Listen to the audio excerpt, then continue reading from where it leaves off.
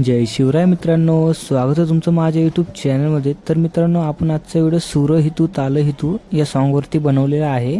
तर मित्रांनो, व्हिडिओमध्ये यूज केलेले मटेरियल तुम्हाला डिस्क्रिप्शनमध्ये मिळून जाईल। हा व्हिडिओ आपण आलाइट मोशन ॲपवरती बनवणार आहोत, तर त्या ॲपची सुद्धा लिंक तुम्हाला डिस्क्रिप्शनमध्ये मिळून जाईल। मित्रांनो, स्टार्टिंगचे जे 4 फोटोज आहेत त्यासाठी तुम्हाला इंस्टाग्राम ओपन करायचे, फोटोजमध्ये जायचे आणि तुमचे 4 फोटोज सिलेक्ट करायचे। सिलेक्ट केल्यानंतर नेक्स्टवर क्लिक करायचे आणि लेआउटवरती क्लिक करून 3 डॉटवर क्लिक करून फोटो सेव्ह करून घ्यायचा। फोटो सेव्ह झाल्यानंतर आपण आलाइट मोशन ॲप ओपन करूया।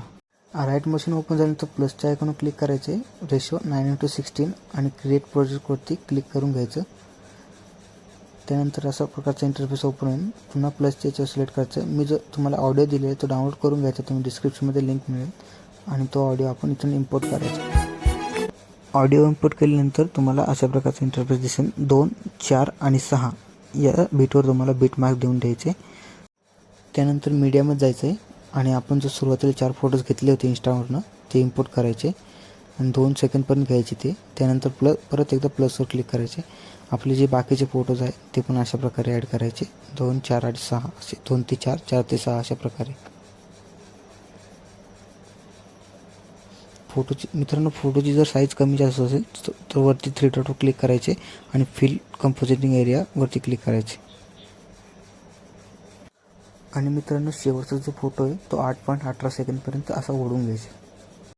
आता आपण इफेक्ट लावणार आहोत। सर्वप्रथम व्हिडिओच्या सुरुवातीला यायचे, पहिला फोटो सोडून दुसरा फोटो क्लिक करायचे, इफेक्ट्स, ॲड इफेक्ट्स। त्यानंतर कलर अँड लाईटमध्ये जायचे आणि ब्राईटनेस अँड कॉन्ट्रास्ट स्टँडर्ड सेटिंगला प्लस करायचे।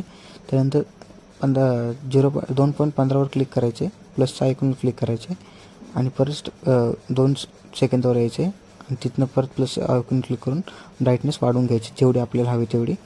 मी 75 ठेवतो, तुम्ही पण 75 ठेवू शकता। त्यानंतर बॅक यायचं आहे आणि आपण आता जो इफेक्ट बनवला आहे तो कॉपी करायचा। त्याच्यासाठी क्लिक करायचे, इफेक्ट्स, 3 डॉट, कॉपी इफेक्ट्स। आणि आता आपण पुढचे जे बाकीचे जे काही फोटो आहेत त्या सर्व अशा प्रकारे पेस्ट करून घेत आहोत। तर त्यावर क्लिक करायचे, पेस्ट इफेक्ट, असंच करून घ्यायचे। आपला व्हिडिओ तयार झालेला आहे मित्रांनो। तर आपण या व्हिडिओला एक्सपोर्ट करूया। एक्सपोर्ट करण्यासाठी वरती जे कोपऱ्यात चिन्ह आहे त्याच्यावर क्लिक करायचे आणि जे आपल्याला रेशो हवा तो सिलेक्ट करून एक्सपोर्टवरती क्लिक करायचे। तर आपला व्हिडिओ हा एक्सपोर्टिंग चालू झालेला आहे।